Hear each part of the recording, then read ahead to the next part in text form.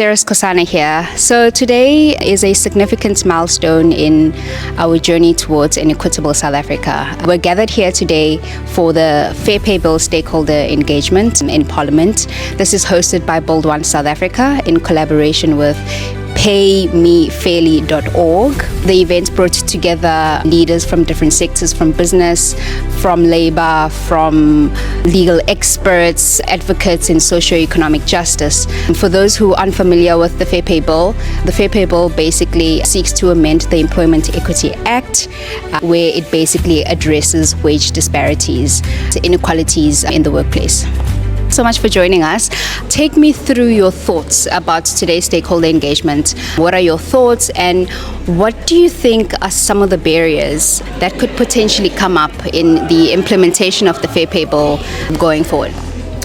Thank you so much. I think firstly, just a comment on today. I think it's an excellent exercise in how democracy works. So as was mentioned today, this is very much the initial stage of getting legislation through Parliament and ultimately passed. And at this first stage, there's already a conversation with stakeholders, activists, important people which is everybody actually, who are going to be affected by this proposed bill that are in the room and discussing it. So I think on that level, exceptionally important conversation. But I think what's more important, which is your follow-up to that question, which is what may be some of the barriers for implementation.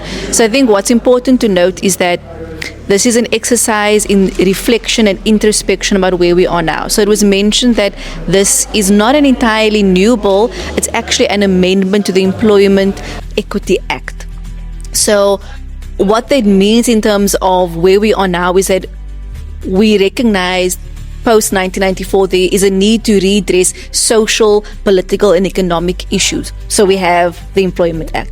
Now, 31 years on, we realize that actually that's not enough to address the other issues that exist, which are the social and political contexts that are still there. And I think those are going to be some of the barriers to implementation. So I think what's important to keep in mind is that this is not a silver bullet legislation. It's not going to address all the issues. It's an important step. It's possibly a really important amendment if it gets passed. And I think the barrier is going to be the social uptake in what this means, in ordinary people actually feeling comfortable to challenge, let's say, gender dynamics, power relations, and to actually be able to say, yes, this amendment says X, and I feel empowered enough to actually bring that up. Because obviously legislation cannot go that far into changing behaviors. We have to do that. So I think that will probably be the biggest barrier. Joshua, as a person who has been through academic institutions, I'm just curious to just find out from you, what do you think academic institutions can actually do to better prepare students to advocate for, equal pay, fair pay practices in the workplace? What are your thoughts? How do you think institutions can just better prepare students who are getting into the workforce? I think through civic engagement and educational training on this subject, it's kind of ignored throughout institutions. How to apply for a job, how to create a CV, how to do your taxes, these are not things that are ever taught to us. So I think by having those classes, those skills development programs can really assist and go a long way with regards to that. Huda, I'm just interested to find out from you, what are some of, just talking about the work experience, what are some of the concerns that you've heard either on the ground of some of the issues that workers have, in the workforce? Just take me through that. Sure. So first of all, I want to say thank you for the opportunity. I'm from an organization called Black Sash, who is informed by the lived realities on the ground. So the fact that this bill is informed by a citizen really resonates with the work of the Black Sash. In terms of what the bill is trying to do, fairness, transparency, this is aligned with what we want to address in terms of the remnants of apartheid, looking at the urban-rural disparity, looking at gender gaps, as well as obviously racial discrimination. I think important is exploitation in the workplace, because there is a power dynamic with people who are in the lower income bracket. And that is what we want to achieve in terms of equality, in terms of substantive equality, especially knowing that we have unpaid care work for women, which affects the ability to negotiate. They are also mindful of the fact that there is 40% rate of unemployment in South Africa. So there's almost a desperation if there is an opportunity for employment, and that gives perhaps employers the opportunity to be able to exploit.